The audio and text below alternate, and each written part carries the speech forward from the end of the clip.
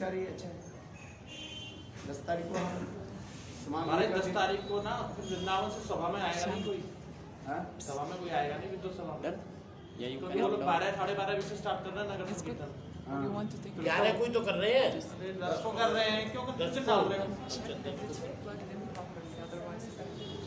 10 को कर रहे हैं वो लोग कीर्तन। लाइव लाओ ना। कौन वृंदावन में? हाँ, सनातन में गोपीनाथ भवन से अच्छा वो लोग 10 को संकीर्तन कर रहे हैं 12:30 बजे से। अच्छा। हाँ? और फिर आते आते उनको 5 बजे के पूरा परिक्रमा करने वाले हैं वो लोग वृंदावन। फिर वृंदावन का कोई भक्त आएगा नहीं इधर। 10 तारीख को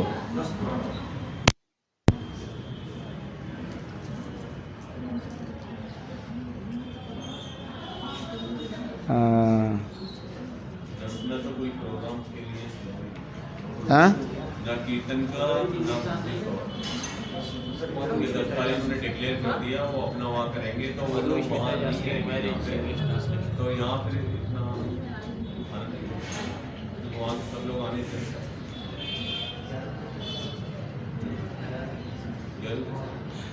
11 के भी तो कोई नहीं आएगा, वो तो अपने अपने मठ में सब करेगा।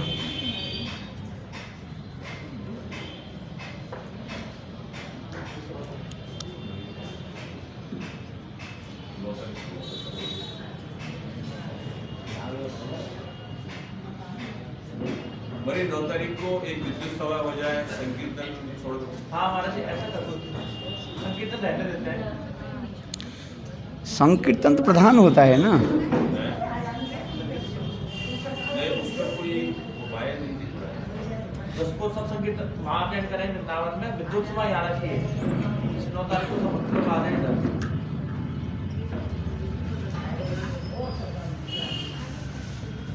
8 तारीख को करो, कोई भी करो। नहीं अच्छा ये करो, एकादशी के दिन जो है, एकादशी को हम पढ़ रहे हैं 8 तारीख है ना, 8 तारीख हम करते हैं। नहीं संकीर्तन करना चाहते, कम से कम मथुरा परिक्रमा रख लेते हैं। मथुरा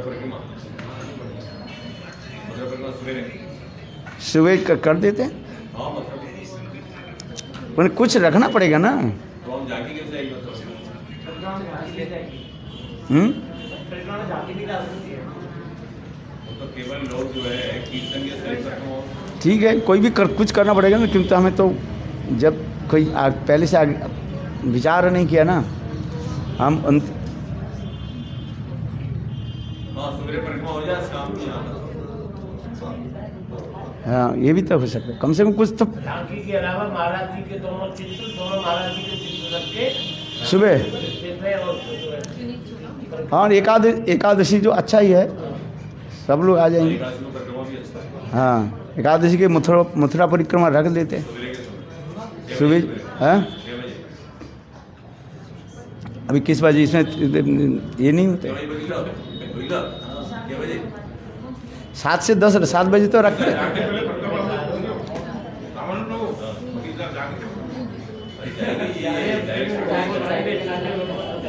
डायरेक्ट तो नहीं करेंगे ना।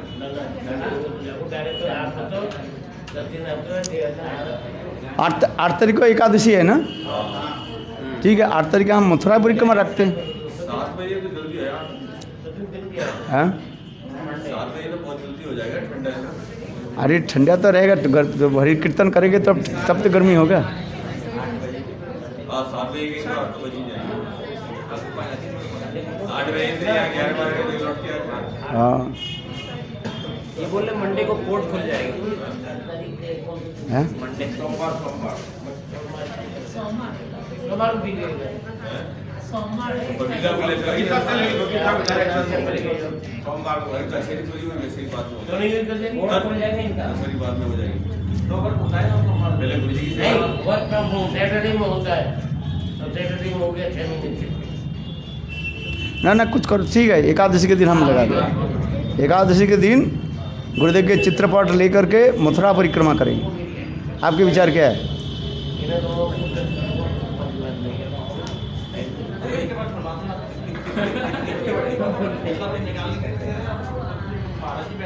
ठीक है सवेरे से दूसरा बताया ज़्यादा चीज़ें बंद हो नहीं नहीं उसके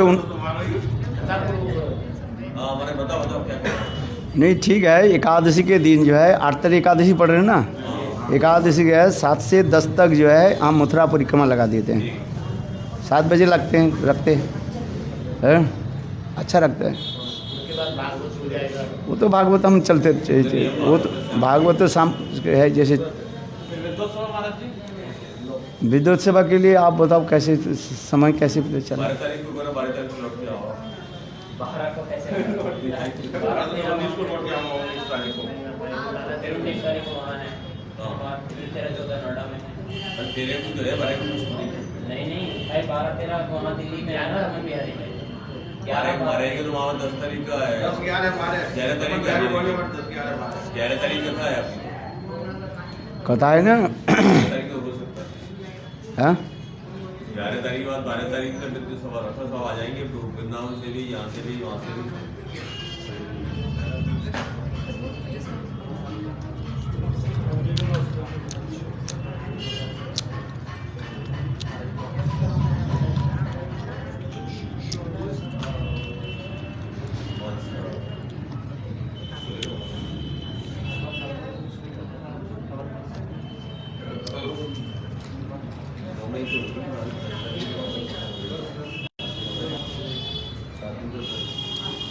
महाराज जी, माधव महाराज जी कब आ गए इधर? मुझे तो बोला 17 तारीख को बोला। भाई आने तो उस समय आप ही रहेंगे, महाराज जी आएंगे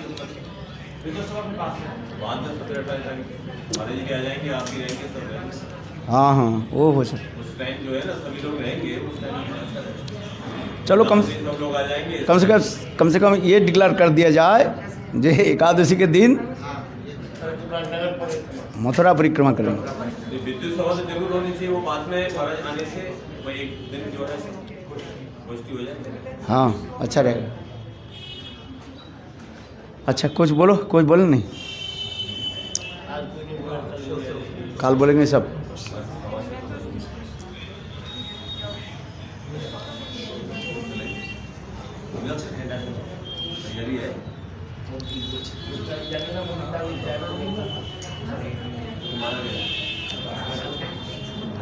ओम ज्ञानतिमिरन्ध्रस्य ज्ञानाञ्जनशलाकया चक्षुर्मृतं येन तस्मै श्रीगुरवे नमः। गुरवे गौरचन्द्राय राधिकायै तदालये कृष्णाय कृष्णभक्ताय तद्भक्ताय नमो नमः। वंशाकल्पतरुश्च कृपा सिन्धुभ्यैव च पतितानं पावनेभ्यो वैष्णवेभ्यो नमो नमः। नमो महावदन्नाय कृष्णप्रेम प्रदायते कृष्णाय कृष्ण चैतन्य नाम्ने गौरतिसे नमः। हे कृष्ण करुणा सिंधु दीनबंधु जगत्पते गोपीश गोपिका कांत राधाकांत नमोस्तुते। तप्त कांचन गौरांगी राधे वृंदावनेश्वरी वृषभानुसुते देवी प्रणमामि हरिप्रिय। ओम वृंदावै तुलसी देवै प्रिया वै केशवस्य च कृष्ण भक्ति प्रदे देवी सत्यवत्यै नमो नमः। श्री कृष्ण चैतन्य प्रभु नित्यानंद श्री अद्वैत गदाधर श्रीवासदि श्री गौरभक्तवृंद। हरे कृष्ण कृष्ण कृष्ण हरे हरे हरे राम राम राम हरे हरे। हरे कृष्ण कृष्ण कृष्ण हरे हरे हरे राम राम राम हरे हरे। सर्वप्रथम मेरे गुरुपाद पद्म नित्य लीला प्रविष्ट ओम विष्णुपाद अष्टोत्तर शतस्य श्रीमद् भक्ति वेदांत श्रील वामन गोस्वामी महाराज एवं नित्यलीला प्रविष्टम विष्णुपाद अष्टोत्तर श्रीमद् भक्ति वेदांत श्रील नारायण गोस्वामी महाराज के अभय चरण कमलों में अनंत कोटि साष्टांग धन्यवाद ज्ञापन करता हूँ। तत्पश्चात नित्यलीला प्रविष्टम विष्णुपाद अष्टोत्तर श्रीमद् भक्ति वेदांत श्री नारायण गोस्वामी महाराज एवं नित्यलीला प्रविष्टम भक्ति वेदांत स्वामी महाराज एवं उपस्थित समस्त वैष्णव के चरण कमलों में जो मेरा यथायथ दंडवत प्रणाम स्वीकार हो। हम श्री गुरुदेव की शतवार्षिकी जन्म महोत्सव पर श्रीमद् भागवत की कथा कीर्तन करने के लिए हम प्रयास कर रहे हैं कि उनकी कृपा बिना उनकी कथा कीर्तन करना कदापि संभव नहीं है। जिस प्रकार गंगा जल के द्वारा ही गंगा पूजा होती है, ठीक उसी प्रकार गुरुदेव की अनुकंपा कृपा के द्वारा ही उनकी कथा महिमा हम कीर्तन करेंगे। भागवत कहने पर हमारे आचार्य पाद कहते हैं एक ग्रंथ भागवत होता है, एक भक्त भागवत। ग्रंथ भागवत की समझने के लिए भक्त भागवत की अनुगत्य स्वीकार करना पड़ेगा। विशेष करके गुरुपाद की अनुगत्य बिना भागवत धर्म व भागवत कथा प्रचार करना किसी प्रकार से संभव नहीं है। भागवत कथा ही भक्त कथा ही भागवत कथा कहा गया। श्रीमद् भागवत में भगवान की चरित्र सामान्य रूप में श्री सुखदेव गोस्वामी पाद में वर्णन किया गया। अधिक रूप में श्री सुखदेव गोस्वामी पाद भक्त की महिमा चरित्र कथा श्रवण कराया। इसलिए भागवत कथा मृत श्रवण की तात्पर्य है भक्त की कथा मृत श्रवण करना है। उसी कड़ी में हम गुरुपाद पद्म की जो जन्म महोत्सव मनाने जा रहे हैं, हर रोज कम से कम 4-5 वक्ता जो है कम से कम 10 से 15 मिनट तक पहले गुरुदेव के जो है महिमा कीर्तन करें। ये नहीं है जो हम भागवत करने के लिए बैठ गए ग्रंथ भागवत, हमारी उद्देश्य नहीं है। हमारी उद्देश्य है ग्रंथ भागवत को सामने रखा, किंतु वास्तव रूप में भक्त भागवत की कथा हम कीर्तन करेंगे। हर रोज कितने 5 जो है वक्ता जो है गृहस्थ हो अथवा मठवासी हो, सबको बोलना पड़ेगा तो इसलिए मैं सबको मैं निमंत्रण करूँगा, आवेदन करूँगा। ये काल से आप लोग कम से कम 10 से 15 मिनट तक गुरुदेव की महिमा, उनकी जीवन चरित्र, आचार्य की वैशिष्ट उनकी अवदान के बारे में प्रकाश डालेंगे। 5 मिनट बोलेंगे, 15 मिनट 10 मिनट तक बोलना चाहिए ना, 5 मिनट में क्या बोलेंगे? 50 मिनट हो गई। 5 मिनट के 10 मिनट बोले 10 बजे 50 मिनट हो जाएगा। 2 घंटे निकल जाएंगे, इसीलिए 2 बत्ता होने से सही रहेगा। अरे नहीं 10 मिनट करके बोलो तो सबको बोलना पड़ेगा ना। 10 व्यक्ति 10 मिनट बोलेगा, 20 मिनट भी बोल सकता है, उसको आप क्या बोलेंगे? नहीं उसको खड़ा कर देंगे, बंद कर देंगे ना, ऐसे थोड़ी होता है। मॉनिटर जो होता है, आप जो बोल रहे हैं जैसे नहीं होता है। ये कि डेली 2 रखो ना, पहले देखो डेली 14 रखो, 2 रातों दिन चल लेते हैं। भागवत का समय नहीं रहेगा, भागवत का टाइम रहेगा। अरे भागवत वही तो, वो भागवत नहीं है क्या? आप इतने समय तक क्या बताएंगे? और तो आपका जो कथा जो है ना उसके लिए समय नहीं रहेगा। कोई बात नहीं, कितने भागवत आप लोग ने सुना, ये भी भागवत कथा तो है कि प्रहलाद महाराज भागवत नहीं थे क्या, है वैष्णव नहीं थे क्या? तो उनकी कथा तो मैं यही तो बता रहा हूँ। प्रहलाद, ध्रुव चरित्र आदि ये सब तो भागवती है। ये एक होता है, दो वस्तु होता है, एक अंतर्मुख विचार और एक बहिर्मुख विचार। अंतर्मुख विचार जो है भक्त के चरित कथा ही भागवत कथा है। आज समझ में नहीं? अंतर्मुख विचार में भक्त के चरित कथा ही भागवत कथा है और कुछ नहीं है। और बहिर्विचार में जो है लोग सोचते हैं हम भागवत के तो भगवान की कथा श्रवण कर रहे हैं। भगवान की कथा जो होती है वो भक्त की कथा ही भगवान की कथा है। इसलिए हम अधिक रूप में ध्यान देंगे अंतर्मुख विचार लेकर के। भक्ति सिद्धांत प्रभुपाद ने ऐसे विचार दिए, अंतर्मुख विचार। अंतर्मुख विचार जो है भक्त की जीवन चरित कथा ही भागवत कथा है। समझ में नहीं है? इसको समझना पड़ेगा। अरे कितने बात, तो वही कथा तो ही है, कौन से नहीं जानते हैं? हम जो कथा बोले गोकर्ण धुंधी करके कथा सुना देते हैं, जो भी वक्ता बोले। चलो मिर्च मसाला लगाते हैं, कुछ भी लगाए, इधर उधर की बात सुना देते हैं। कथा तो वही बोलते हैं, है कि नहीं? वही आत्मदेव ब्राह्मण की कथा और धुंधुली और धुंधकरी गोकर्ण की कथा तो सुनाते हैं। और उसके बीच में क्या लगाते हैं? बीच में मिर्च मसाला लगाते हैं।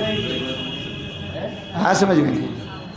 कथा तो वही है और कथा वो लोग सब सुने हुए हैं, सब जानते हैं।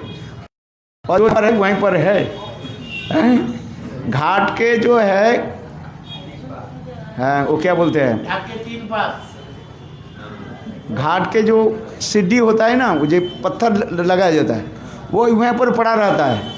थोड़ा बहुत दिन होने पर उसके ऊपर चलते चलते कभी फिसल जाते हैं, काई जम जाते हैं, और नहीं तो बहुत दिन रहते रहते हिलते डुलते रहते हैं। किंतु घाट के वो जो क्या बोलते हैं पत्थर जो है वो एक ही साथ में रहता है। अर्थात तात्पर्य क्या है, हम इतना दिन भजन कर रहे हैं, कुछ भी कर रहे हैं, इतने कथा सुन रहे हैं, हम जहाँ की है वहीं पड़ा हुआ है बस। 1 इंची ना आगे बढ़े और न 1 इंची पीछे हटे। आगे बढ़ेंगे बाद में। हाँ, वही है। वो भगवान की कृपा जब खींच करके ले जाए, कोई बाढ़ आ जाए ऐसे हो तो बड़े बड़े पत्थर के जो है वो हिला करके बहा करके ले सकता है। जब हमारी लीला समाप्त होगी, हाँ तभी तो जाओगे बाबू। हाँ। और इस कथा में हम भी एक विचार कर रहे हैं। देखो अभी एक भक्त ने कहा गिरिराज गोवर्धन के जो है हम यहाँ पर अभिषेक करेंगे, सुबह गिरिराज गोवर्धन के अभिषेक करेंगे। जितने भक्त हैं सबके लिए चलेंगे, गिरिराज गोवर्धन की अभिषेक करेंगे। हाँ, चलो देखिए, वो तो अभी विचार मन में है, कहाँ तक प्रभु की इच्छा है, गिरिराज की है, हम तो यही विचार कर रहे हैं। चलो आगे की कथा सुनाते हैं। आज विशेष तिथि है, हम 10 मिनट बोलते हैं, अभी तो आरती होने वाले हैं। आज जो है जयदेव गोस्वामी पाद के जो है कौन सा तिथि है? अप्रैल और डिसअप्रैल्स, तिरुभाव तिथि है। जिस जयदेव गोस्वामी पाद की गीत गोविंद महाप्रभु की अत्यंत प्रिय था। रायर नाटकार स्वरूपेर गाना रायर नाटक विरहेर काले दुहे राखे पराण। चैतन्य महाप्रभु जब जगन्नाथपुरी में रहने लगे, विशेष करके महाप्रभु की जीवन की 2 पार्ट है, एक है पूर्वार्ध और एक है उत्तरार्ध। हर मनुष्य के जीवन की ऐसी होता है। हर मनुष्य की जीवन की जो हम आलोचना करें, पर्यालोचना करें, एनालाइज करें, देखें हर मनुष्य के भी जीवन भी उसी प्रकार ही है। एक पूर्वार्ध जीवन होता है और एक उत्तरार्ध जीवन है, परार्ध नहीं, उत्तरार्ध जीवन होता है। पूर्वार्ध जीवन जो है जन्म से लेकर के उनकी वैवाहिक काल के तक जो है उसके कहा जाता है पूर्वार्ध जीवन कहा जाता है। उत्तरार्ध जीवन हर मनुष्य के कहा जाता है। वैवाहिक जीवन से प्रारंभ से लेकर के अंतिम समाज संस्कार तक, मृत्यु तक, उसके कहा जाता है उत्तरार्ध जीवन कहा जाता है। समझ में? ठीक महाप्रभु के जीवन की हम दो तरफ भी देखते हैं। उसमें लिखते हैं महाप्रभु की जीवन की दो में देखिए, एक पूर्वार्ध जीवन और एक उत्तरार्ध जीवन। पूर्वार्ध जीवन जो है महाप्रभु की जन्म से लेकर के सन्यास की पहले तक उसके कहा जाता है पूर्वार्ध जीवन कहा जाता है। और उत्तरार्ध कहा जाता है जिसके सन्यास जीवन कहा जाता है। इसे सन्यास लेकर के अंतिम तक जो है महाप्रभु के अंतर्ध्यान लीला तक जो है उसे कहा जाता है उत्तरार्ध जीवन कहा जाता है। महाप्रभु के उत्तरार्ध जीवन में की एक विशेष वैशिष्ट्य दिखाया गया है, जिसमें महाप्रभु के सन्यास के उपरांत महाप्रभु कैसे जगन्नाथपुरी में 24 साल तक रहे। माक्ति भक्त शिरोमणि सचिनंदन गौरहरि अपने माँ सची देवी के वाक को रक्षा करने के लिए उन्होंने 24 साल तक वृंदावन नीलाचल में रहे, जगन्नाथपुरी में रहे हैं। किंतु इस 24 साल में श्रीमन महाप्रभु गौर सुंदर 6 साल जो है महाप्रभु ने गमनागमन किया है। कभी वृंदावन, कभी क्या बोले दक्षिण भारत है, ऐसे आना जाना होने लगे। 6 साल इसमें लिखा गया। और 18 साल तक चैतन्य महाप्रभु जगन्नाथपुरी में रहे। और 18 साल में विशेष करके अंतिम जो 12 साल जो है श्रीमन महाप्रभु गौर सुंदर जो है राधा जी के भाव में विभावित होकर के विरह उत्कंठा की भाव प्रकट किया, जिसको कहा जाता है महाप्रभु के दिव्य उन्माद दशा वर्णन है शास्त्र में। जिस प्रकार श्रीमती राधिका कृष्ण विरह में तड़पते हुए अपने दिव्य उन्माद दशा चित्त जल्प आदि भावों के प्रकाश किया, उसी प्रकार चैतन्य महाप्रभु भी जगन्नाथपुरी में अंतिम 12 साल तक राधा जी की विरह दशा में विवाहित होकर के चित्र जल्प आदि इस भाव की प्रकाश किया। जल्प जल्प सुजल्प विजल्प विजल्प आदि भाव की प्रकाश किया। इसलिए चैतन्य चैतामृत में लिखा गया राधिकार भाव जैसे उद्धव दर्शन सही मत रहे प्रभु रात्रि दिने।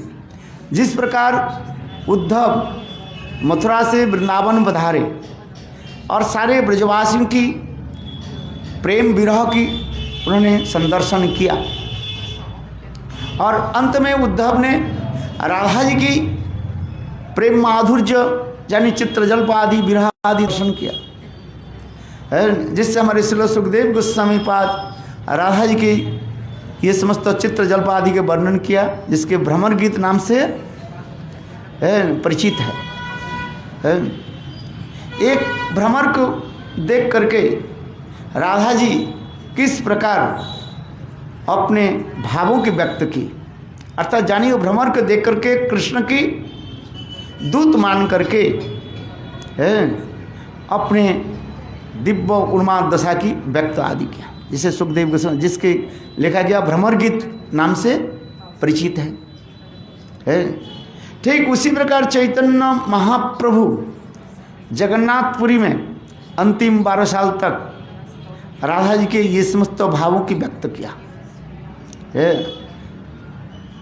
और उस समय चैतन्य महाप्रभु की विरह उन्माद दशा दिन दिन यानी उत्तर संवर्धित होने लगे। उस विरह दशा में विशेष करके स्वरूप दामोदर राय रामानंद महाप्रभु की सांत्वना देने के लिए यह जयदेव गोस्वामी पाद के रचित गीत गोविंद है, यानी उनकी श्लोक जो है बताते सुनाते थे। और स्वरूप दामोदर विद्यापति चंडीदास की बहुत उन्नत मार्ग की विरह की कथा भी कीर्तन करते थे। रायरवानंद कभी कभी अपने स्वरचित ग्रंथ, कौन सा ग्रंथ नाम है, जगन्नाथ वल्लभ नाटकम, उस ग्रंथ से एक एक श्लोक के रायरवानंद इतने सुंदर कीर्तन आदि करते थे जिसके सुन करके महापुरुष की विरह दशा और भी बढ़ जाता था। जिस प्रकार प्रज्वलित अग्नि में घी आहुति देने पर जैसे अग्नि की लहर व शिखा जैसे और भी लपालप उत्तरोत्तर बढ़ जाते हैं, ठीक उसी प्रकार सर्वदामद और रायरवानंद की जयदेव विद्यापति चंडीदास आदि की पदावली श्लोक आदि अथवा भागवत की श्लोक सुन करके महाप्रभु की दिव्य उन्माद दशा और भी बढ़ जाता था, जिससे सुखदेव गोस्वामी पाद राधा जी की वो समस्त चित्रजल्प कथा वर्णन कर नहीं पाया। केवल तो 10 श्लोक में श्री सुखदेव गोस्वामी पाद ने राधा जी की चित्रजल्प की कथा सुनाया है। किंतु हमारे कृष्णदास कविराज गोस्वामी कस्तूरी मंजरी है, और वही राधा जी की भाव माधुर्य की जय महाप्रभु के हृदय में कैसे प्रकाशित होते थे, और महाप्रभु किस प्रकार राधा जी के भाव में विवाहित होकर के वो समस्त भाव आदि अभिव्यक्त करते थे, हमारे कृष्णदास कविराज ने वर्णन किया गया।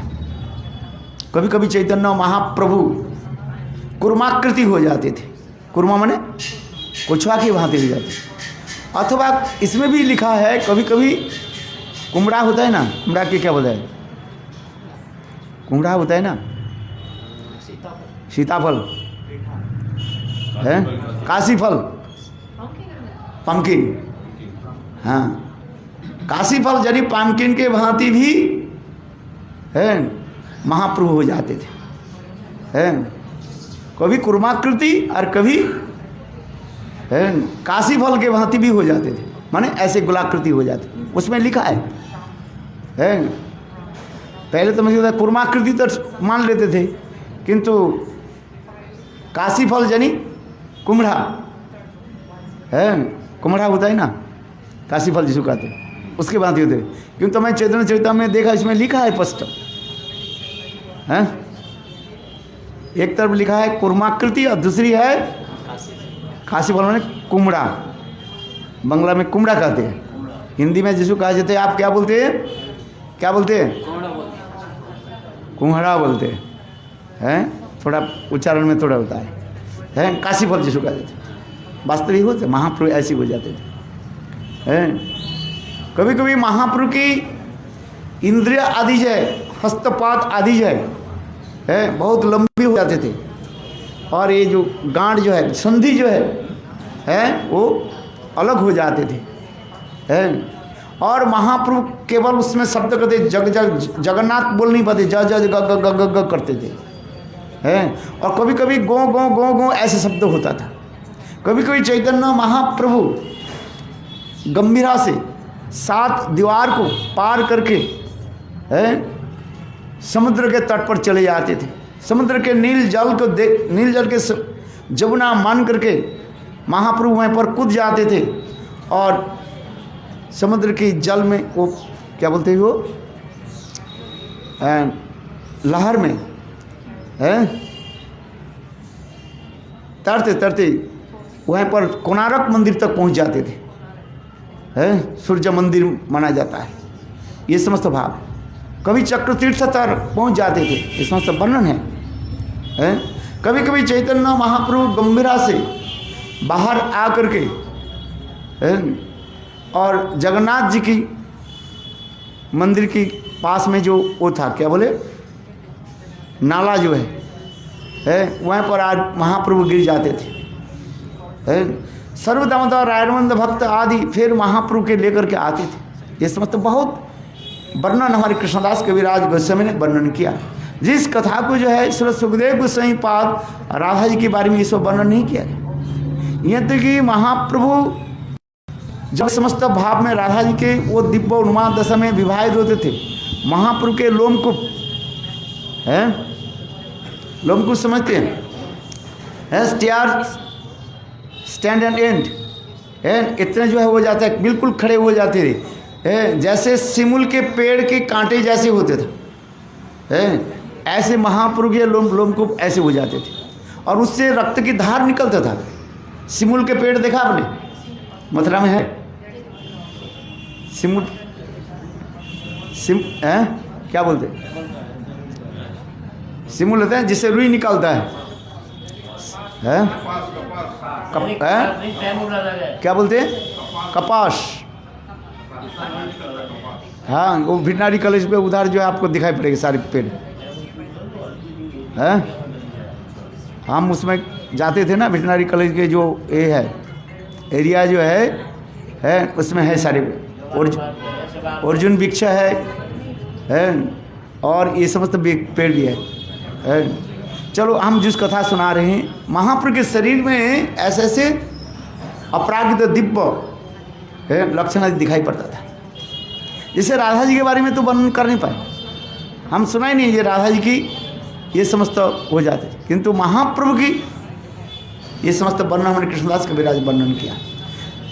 इसलिए हम कह रहे हैं जयदेव गोसाई पाद की गीत गोविंद महाप्रभु के इतने प्रिय है, उसके लिए क्या वर्णन। स्वयं चैतन्य महाप्रभु दक्षिण देश भ्रमण करने के समय 2 ग्रंथ महाप्रभु ने लाए, एक ब्रह्म संहिता और एक जो है क्या बोले, कृष्ण कर्णामृत।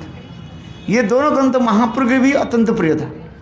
और साथ ही साथ विशेष करके ये गीत गोविंद अपराकृत कवि जयदेव गोस्वामी, उनकी गीत गोविंद की कथा महाप्रभु स्वयं कीर्तन करते थे, अथवा भक्त के रायरवंद आदि भक्त के मुखार श्रवण करके महाप्रभु के विरह और भी बढ़ जाता था। एक दिन चैतन्य महाप्रभु जगन्नाथ जी के दर्शन के उपरांत गदाधर पंडित के पास यानी टोटा गोपीनाथ तरफ जा रहे थे, आई टोटा होते हुए। वहाँ पर कौन सा शिव जी है, नीचे हम शिव जी दर्शन करते हैं ना, बोल गया जो प्रभुपाद के अनुसार के जमेश्वर टोटा है, उसमें लिखा जमेश्वर टोटा होते हुए फिर आई टोटा में जाते हैं, यानी टोटा गोपीनाथ। और उस समय आकर के चैतन्य महाप्रभु वहाँ पर एक बड़ था, बरगद के पेड़, बंसी बाट उसके समझते थे महाप्रभु। चटक पर्वत के चैतन्य गिरिराज गोवर्धन मानते थे, उद्दीपन होता था। समुद्र के जमुना मानते थे, और उसी प्रकार चैतन्य महाप्रभु ये समस्त भाव में विभेद के चलते थे। ठीक उसी समय जब महाप्रभु जब निकट में आ गए, तो प्रातः काल में कोई एक सुंदरी बालिका लड़की जो है गीत गोविंद की कुछ पदावली जो है कीर्तन कर रही थी। जय जय देव श्रीत कमला कुच मंडल धृत कुंडल ही कलित से कलित ललित बनमाल जय जय देव हरि। बस महाप्रभु इतने सुनते ही महाप्रभु अपने जो सन्यासी शिरोमणि सन्यास जो है ये अपने को भूल गए। महाप्रभु के जीवन में ऐसे लिखा गया, जो सन्यासी शिरोमणि चैतन्य महाप्रभु जो भी कभी स्त्रियों के दर्शन नहीं करते थे, स्त्री दर्शन नहीं होता है, परसों तो बहुत दूर की बात है। और वही सन्यासी शिरोमणि चैतन्य महाप्रभु उस लड़की की मुख से इस कथा के श्रवण करके इतने भाव में विवाहित हो गए। चैतन्य महाप्रभु अपने के सोचने लगे मैं ही स्वयं राधा हूँ, और मेरे प्राण प्रियतम गोविंद कैसे भावों की व्यक्त कर रहे, मेरे लिए कैसे तड़प रहे हाँ समझ। तो उस समय चैतन्य महाप्रभु ने किया कि उस लड़की को, मैंने जिस लड़की युवती लड़की ये गीत गोविंद की ये पदावली के जो है सुंदर सुर से धीरे धीरे कीर्तन कर रही थी, महाप्रभु अपने के सखी समझ करके, यानी राधा जी अपने सखी समझ करके 2 हाथ उठा करके महाप्रभु क्या करने लगे, उसके तरफ दौड़ने लगे इसे आलिंगन करने के लिए। महाप्रभु इतने तेज गति से, तीव्र गति से दौड़ने लगे। है ओहो सखी, तुमने ऐसे कथा कैसे श्रवण कराया? जैसे राधा जी कहती है ना, क्या बोलते, सही के बात सुनाई लो श्याम नाम कानेर भीतर दिया मरमे पशिल गो आकुल करिल पराम। ठीक उसी प्रकार चैतन्य महापुरुष कहने लगे, ऐसे कथा तुमने सुनाया है, कृष्ण के ऐसे सुंदर मधुर कथा को श्रवण कराया, और तुमको मैं क्या दूं? है तुमको मैं आलिंगन देता हूं। ऐसे करके महाप्रभु, सन्यासी शिरोमणि महाप्रभु दो हाथ को उठा करके तीव्र गति से दौड़ने लगे। हैं? और उस समय महाप्रभु के सेवक गोविंद महाप्रभु के पीछे चले। गोविंद देखा अभी क्या करें, गोविंद पीछे दौड़ने लगे महाप्रभु के पकड़ने के लिए, किंतु महाप्रभु इतने तेज गति से महाप्रभु दौड़ रहे थे, ये महाप्रभु के पकड़ना कोई संभव नहीं है। इतने समय गोविंद ने इतना ही शब्द कहा दिया है, प्रभु स्त्री स्त्री, जोर जोर से है। महाप्रभु के कान में ये शब्द पहुंच गया, स्त्री शब्द पहुंच गया। बस स्त्री शब्द पहुंचते ही महाप्रभु है दौड़ना बंद कर दिया, स्थिर हो गए। है महाप्रभु लौट करके आए, लौट करके आकर के कहने लगे, गोविंद तुमने आज मेरे जीवन की रक्षा की है। क्योंकि सन्यासी यदि स्त्रियों को यदि आलिंगन करें, है विशेष करके युवती की जो आलिंगन करें, उसके सन्यास धर्म क्या हो जाता है? भ्रष्ट हो जाता है, नष्ट हो जाता है। सन्यास धर्म में ऐसे कठोर नियम रखा गया है, सन्यासी जो है कभी स्त्रियों के आलिंगन न करे। है तो इसलिए महाप्रभु कहने लगे, यदि आज मैं वो स्त्रियों के यदि आलिंगन कर लेते, स्पर्श कर लेते हैं, तो मैं आज ही समुद्र में जाकर के अपने जीवन को मैं समाप्त कर देता। गोविंद तुमने मुझे रक्षा की है। मेरे कहने की तात्पर्य है, बात चैतन्य चरितामृत में कृष्णदास कविराज इस संदर्भ में कह रहे हैं, ये महाप्रभु के इतने प्रिय ग्रंथ पदावली, कौन सा पदावली? गीत गोविंदम, जो जयदेव गोस्वामी पाद ने रचना की। इसलिए जयदेव गोस्वामी पाद के अपराकित कभी भी कहा जाता है।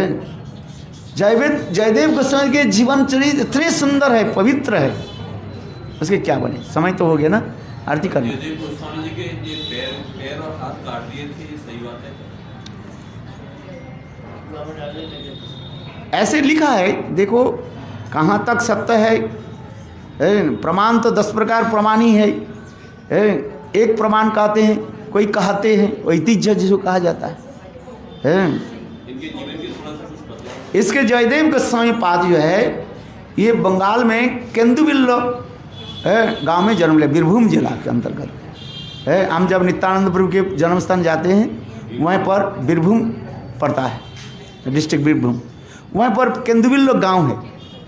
उड़ीसा में भी एक जगह, इसलिए उड़ीसा के लोग और बंगाल के लोग में आज तक भी जयदेव गोस्वामी पाद के लेकर के विवाद करते रहते हैं।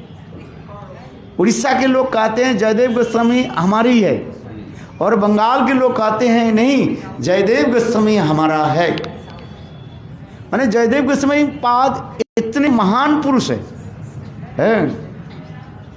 भाई कहीं भी बोले हमें क्या देना है, किंतु नहीं, जिसके महत्व इतने हैं, जो उनके प्रति इतने प्रेम प्रति है। आज तक भी उड़ीसा के लोग, उड़िया लोग जो है, उड़ीसा के लोग कहते हैं जयदेव गोस्वामी पाद हमारे हैं, किंतु वहाँ पर एक भी गांव है, केंदुबिल्लो गांव है।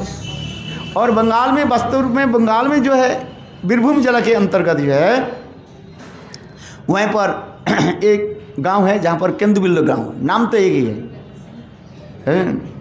इसलिए आज तक बंगाल के लोग और उड़ीसा के लोग जयदेव गोस्वामी पाद के लेकर के उनके विवाद करते हैं। क्यों? कारण क्या है ना, जयदेव गोस्वामी पाद के अपराकित जो ग्रंथ है, उस ग्रंथ के ऊपर भित्ति करके जयदेव गोस्वामी पाद की लेकर के विवाद करते हैं। हाँ सुन, किंतु वास्तव विचार में देखा जाए जयदेव गोस्वामी पाद बंगाल में बीरभूम जिला के अंतर्गत है और केंदुबिल्लो गांव में है, वहीं पर उन्हें प्रकट हुए है। यद्यपि उनकी माता पिता की बारे में कोई विशेष रूप में नहीं दिया गया है, तो तथापि सुना जाता है ये जयदेव गोस्वामी पाद बचपन में ही स्वाभाविक रूप में है राधा गोविंद के प्रेम प्रीति रखते थे।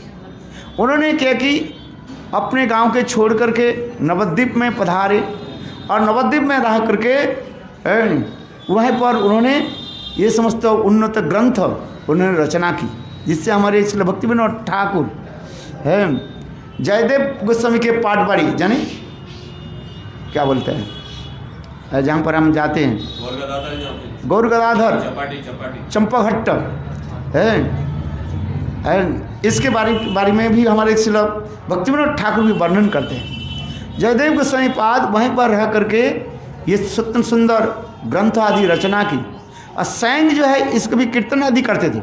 जिस कथा आदि सुनने के लिए स्वयं राजा वैष्णव वेश बना करके आते थे, उनकी कथा सुनते थे।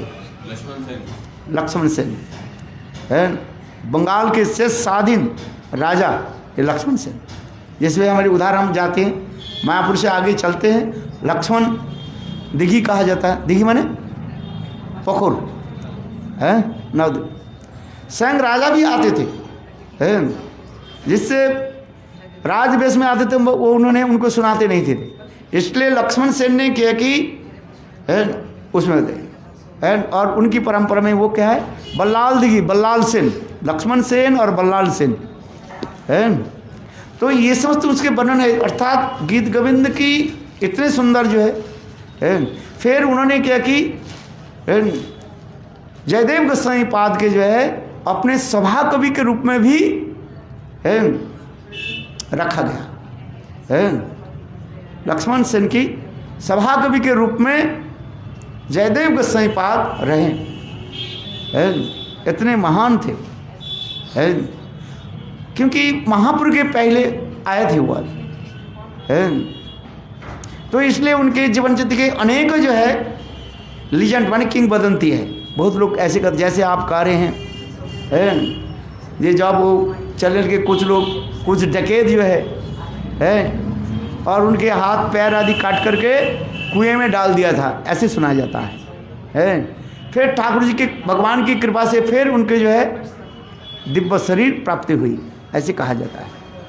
किंतु कुछ लोग इसको मानते हैं, कुछ लोग नहीं मानते हैं। हाँ समझिए। तो जयदेव गोस्वामी पाद की जी कथा हम जो कथा श्रवण करते हैं, विशेष जो कथा है ये जयदेव गोस्वामी पाद जो है उनकी जीवन चरित्र बहुत भी अलौकिक है। जयदेव गोस्वामी पाद कुछ समय जो वृंदावन में क्या बोले जगन्नाथपुरी में रहें, अत्यंत दीनहीन होकर के जगन्नाथपुरी में रहें और नित्य प्रत्यह जगन्नाथ देव के दर्शन आदि करते थे और भाव में विवाहित होकर के वो समस्त कथा आदि कीर्तन करते, विशेष करके अपने सरचित जय जय जय देव हरि इसका देखें, जिससे स्वयं जो है जगन्नाथ देव प्रसन्न होते थे। और उस समय जगन्नाथपुरी में एक ब्राह्मण थे और वो ब्राह्मण नित्य प्रत्यह जो है जगन्नाथ जी के दर्शन करने के लिए आते थे। उनके जो बेटी जब बड़ी हो गई, उसके बेटी के नाम थी पद्मावती, ऐसे लिखा गया है। वो जगन्नाथ जी के निकट प्रार्थना करने लगे, ये मेरे बेटी के पति कौन होगा, किसके साथ में विवाह कराएं। जगन्नाथ जी के निकट प्रार्थना आदि करने लगे। तो जगन्नाथ जी स्वयं ही कहने लगे, ये देखो नित्य प्रत्यह एक ब्राह्मण एक बालक जो है हमें प्रातःकाल में दर्शन करने के लिए आते हैं और वही जो है तुम्हारी बेटी के जो है पति बनेगा, अर्थात तुम्हारी बेटी के साथ उनके विवाह करो। साक्षात जगन्नाथ देव उस ब्राह्मण को आदेश दिया देखो कैसे सुंदर। और पद्मावती देवी भी इतने भी बचपन से भी वैरागिनी थी खाना पीना छोड़ करके बस सदा सर्वदा गोविंद जगन्नाथ जी की भाव में डूबे रहते थे। पिताजी, उनके पिताजी अर्थात पद्मावती की, उनके पिताजी जब प्रस्ताव रखा, ये बेटी तुम तो बड़ी हो गई है, शादी करना है, कब तक हमारे पास रहोगे, है फिर देशाचार के लोग के विचार है किसी के बेटी बड़ी हो जाए है और के लिए पिताजी के पास रहें, लोग निंदा भी होते, भाई तुम्हारे बेटी इतने बड़ी हो गई है, 15-16 साल, उस समय तो 16 साल हो जाना मैंने बहुत बड़ी की बात होता है। आज पहले तो 7 साल में विवाह हो जाते थे, 9 साल तो हो जाता है, होता है कि नहीं, उसे उस समय की बात है। इसलिए उस समय कहा जाता था ये इस गौरी कन्या दान दिया जाता है, आजकल के नहीं है, उस समय की बात है। शास्त्र में लिखा है ये कन्या के स्त्री धर्म होने के पहली जो विवाह होते हैं उसके गौरी कन्या दान कहा जाता है। आज समझ, ये समस्त शास्त्र में विधान है सब, है बहुत ऐसा विचार है। पिछले पहले 7 साल से लेकर के 9 साल तक लड़कियों के विवाह हो जाते हैं। आज समझ, जिसके बाल विवाह कहा जाता है, आजकल तो उसको रोक दिया गया है। फिर बाल विवाह से लेकर के विधवा विवाह भी प्रचलन कर दिया विद्यासागर ने, आज समझ में नहीं है। तो उस समय की बात है, तो हम कथा प्रसंग इसलिए कह रहे हैं, उनके जीवन चरित्र में लिखा गया, उनके पिताजी कहने लगे बेटी तू तो बड़ी हो गई, शादी करो। वो पद्मावती कहने लगे मेरा शादी हो गई। बोले किसके साथ? बोले जगन्नाथ जी के साथ। जगन्नाथ जी के अपने पति मान लेते हैं। और स्वयं देखो पद्मावती देवी अपने बाएं हाथ पर जो है एक लाल धागा बंद करके रखती थी विवाह के समय, है। दूल्हा और दुल्हन के क्या किया जाता है 7 गुना 9 गुना धागा बना दिया जाता है। विवाह देखा नहीं, मैंने अभी विवाह करता है, विवाह कराने के समय है जो क्या बोले दुल्हन कौन होता है? Gents, ladies. अच्छा, लेडीज में कितना बनाया जाता है? 7 गुना बनाया जाता है, 7 जो है बनाया जाता है। और लड़के को क्या बनाया जाता है? 9 गुना बनाया जाता है, 9 थ्रेड्स दिया जाता है। तो उसे कहते वो क्या थी, पद्मावती देवी अपने हाथ में जो है वो सदा सर्वदा है वो बना करके रखती थी, है। वो मन में मन ये सोचते हैं जगन्नाथ हमारे पति है, बात जगतपति जगन्नाथ है। ये शरीर को जो है वो स्वयं जो है जगन्नाथ जी की सेवा में ही लगे है। पिताजी अब कहने लगे नहीं मुझे, और जब लोक देशाचार के अनुसार लोगों की अनेक प्रकार है समालोचना आने लगे, अरे ब्राह्मण तुम्हारी बेटी बड़ी हो गई, 7 साल से 9 साल होते जा रहे, अभी तक शादी नहीं हुआ है, गौरी कन्या दान होनी चाहिए। गौरी कन्या समझ में नहीं, गौरी कन्या दान होती है। तो उस समय जो है क्या करें, स्वयं जगन्नाथ देव है, देखो ये पद्मावती देवी का आदेश दिया, पद्मावती तुम एक काम करो, ठीक है मैं तुम्हें स्वीकार कर लिया, किंतु लोक विचार से है तुम्हें विवाह करना पड़ेगा। देखो ये जयदेव के साथ तुम विवाह करो। ये जयदेव जो मेरा एक अंश स्वरूप ही है। जयदेव कोई साधारण पुरुष नहीं है, ऐसे उनकी कथा में चरित्र में आते हैं। और जयदेव के पास जब ये आया, जयदेव कहने मैं शादी नहीं करना, तो मैं तो वैरागी हूँ। तो स्वयं जगन्नाथ देव जयदेव को भी आदेश दिया, हे जयदेव ये पद्मावती जो कोई साधारण स्त्री नहीं है, ये साक्षात मेरा विमला देवी जैन लक्ष्मी की जो है अंश स्वरूपिणी है ये, इसलिए तुम इसको विवाह आदि करो।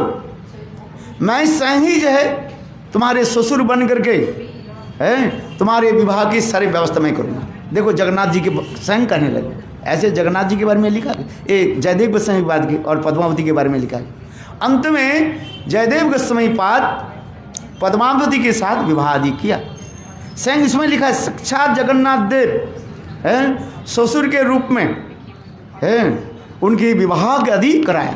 ब्राह्मण के रूप में स्वयं जगन्नाथ देव जैसे विवाह करने के समय ब्राह्मण आता है ना, है यज्ञ आदि हवन करते हैं, ये हाथ में धागा आदि बनते हैं, वस्त्र बंधन जैसे विवाह की जो व्यवस्था होती है, ये सारे जगन्नाथ देव एक ब्राह्मण के रूप में आकर के जयदेव और विद्यापति के विवाह आदि रचाया, ऐसे लिखा गया अपरागित है। देखो कितने सुंदर है।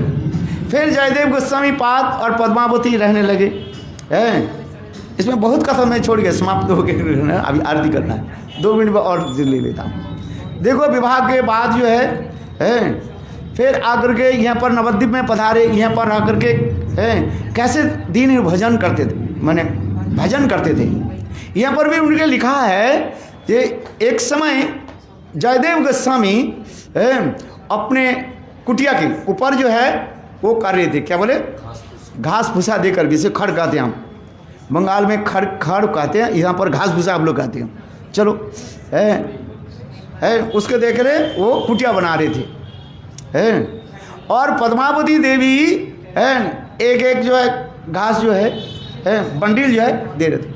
और इतने समय दोपहर के समय हो गया, उनके ठाकुर जी है, राधा माधव है, ठाकुर जी के भोग तैयार करना है, क्या करने, जो देखो उसमें पद्मावती ने किया कि चली गई रसी बनाने के लिए।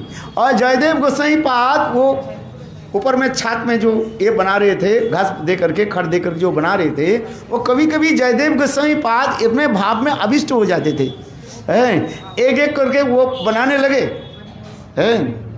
आप नहीं जाने वो जो किरकुम भाभी ये करे, जाने तो सब ने, बंगाली लोग सब जानते हैं। नहीं, वो खड़ दे करके कैसे खड़ के वो बनाना जाता है, छप्पड़ बनाना जाता है। हाँ, आप जानते हैं, ये बंगाली सब जानते हैं। इधर का बनाना उधर का बनाना दूसरी होता है भैया, है वो अलग स्टाइल, वो उधर पर ये होता है। इधर के लोग तो ये बनाने ही पड़ते, खड़ के जो वो बनाने ही पड़ते, वो तो इतना करके बाद फेंक देते। मैं यहाँ पर कहीं नहीं देखा, वो बंगाल में आपको दूसरी होता है, ऐसे ऐसे बंडल होता है। हाँ अलग स्टाइल। अच्छा चलो कथा समाप्त करते हैं। जयदेव गोसाई पाद इतने भाव में अभिष्ट होते थे, अपने सरचित गीत गोविंद की कथा भाव में अभिष्ट करके एक एक करते थे और कीर्तन करते। देखो जयदेव गोसाई पाद की उस कथा को स्वयं सुनने के लिए राधा जी क्या है, पद्मावती के रूप धारण करके, यहाँ पर लिखा है पद्मावती, जयदेव की पत्नी पद्मावती के रूप धारण करके स्वयं राधा जी एक एक खड़ कर नहीं, वो बंडल घास भूसा जो करे उसके एक एक उठाते थे, मुठा, हाँ वो करते। और इसने चिलचिलाती धूप में स्वयं राधा जी एक एक करके वो उठे और जयदेव के भाव में विवाहित। और जयदेव को सोचने लगे मेरे पत्नी ये पद्मावती, और इतने समय पद्मावती दी रसी बना करके ठाकुर जी के भोग लगा करके बाहर आई और आने के साथ ही साथ राधा जी अंतर्ध्यान हो गए। जयदेव गोसाई पाद के सारे काम हो गया। पद्मावती बोले पतिदेव आप ऐसे कैसे कर लिया? बोले तू तो बड़ा है। बोले नहीं, मैं तो रसोई बनाने के लिए गई थी। बोले किसने बनाया? तब से पता चला ये स्वयं राधा जी ही है। देखो कृष्ण के बारे में तो बहुत कथा हमने सुना, किंतु राधा जी देखो जयदेव गोस्वामी पाद की ऐसे सुंदर गीत गोविंद की कथा सुनने के लिए राधा क्या जयदेव की पत्नी पद्मावती के रूप धारण करके और इस कथा तो आप जानते हैं। जयदेव गोस्वामी पाद जी ग्रंथ को जब लिख रहे थे, क्या बोले, गीत गोविंद की जो श्लोक लिख रहे थे, स्मर लखंडनम मम शिरसि मंडनम, यह तो लिख लिया, आप तो आगे लिख नहीं पाए, बंद करके रख दिया। जयदेव विचार करने लगे स्वयं राधा जी कृष्ण के सिर पर कैसे पैर रखेंगे, देही तो पद पल्लव मुदारम। इस कथा तो आप जानते हैं, शिवाकुंज जी की कथा है, जो चित्र पर आप देखते हैं।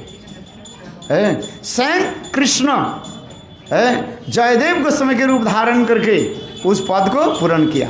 देखो पद्मावती के रूप धारण करके श्रीमती राधिका जयदेव गोस्वामी पाद की कुटिया की सेवा आदि की, और स्वयं कृष्ण जयदेव गोस्वामी रूप धारण करके और वो पद के पूर्ण किया। बोलो वृंदावन बिहारी लाल। आगे जयदेव गोस्वामी की कथा भी बहुत मधुर है। जय जय श्री राम। हरे कृष्ण कृष्ण कृष्ण हरे हरे, हरे राम राम राम हरे हरे।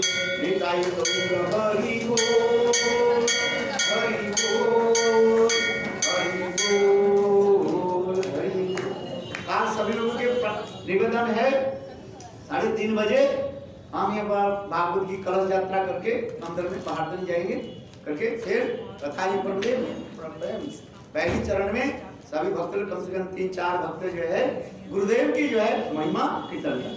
इसके बाद हम भागवत की कथा प्रारंभ करें। गुरु प्रेमानंद।